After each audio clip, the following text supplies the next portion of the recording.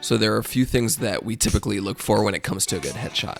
The first thing is we want the subject to look confident, but yet approachable in their picture.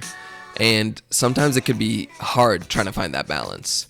For example, when it comes to confidence, one thing that we like to tell our clients is confidence comes from the eyes.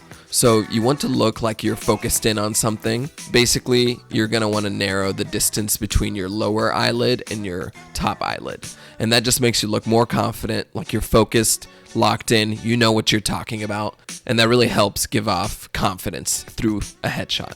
Now, when it comes to approachability, that typically comes from your mouth. So whether that's a smirk, a full-on smile, people could sense how friendly or not friendly you are based on what your mouth is looking like. And so when it comes to a headshot, we like to get some variety between really big smiles that are genuine and some smirks that show that you're confident, but you also mean business at the same time. Another thing that we really like to focus on is the body and head position.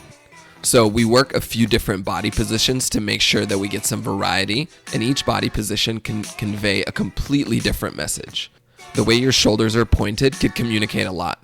So for example, if your shoulders are pointing forward, that's a more business or more formal pose for a headshot. Whereas if your shoulders are pointing at an angle either direction, that tends to feel a little more casual and relaxed while still being professional. Now, related to your head position, we do like to do a few different head positions depending on where we have the light pointed. But one thing related to your head is we'd like to tell people to stick their faces forward or jam their faces forward. Now, this is a very weird trick. It feels very uncomfortable if you're doing it right. But the reason that we make people do this is it helps give you a slim jawline. And it's a very simple trick, and it just works. No matter who you are, sticking your face forward like this, as goofy as it feels, it makes a pretty big difference when it comes to your headshot. Now, the last few things we like to pay attention to are clothing, hair, and makeup. Now, these all can make or break a headshot. Depending on what type of work you do, the clothes that you choose should reflect the industry that you're in and the type of clients you would like to attract. So, for example, if you work at a conservative law firm, you probably want to stick to a classic navy or black suit if you're a man, and if you're a woman, just a toned down classic blouse.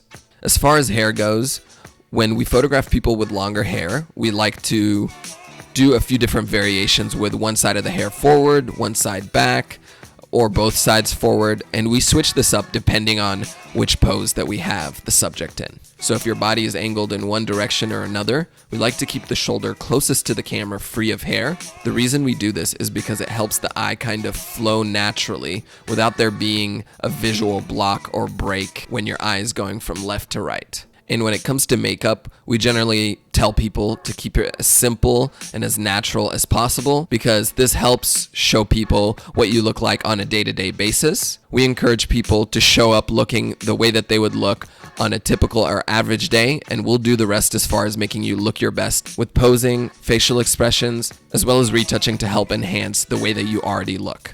We like people to look natural, but also look their best at the same time.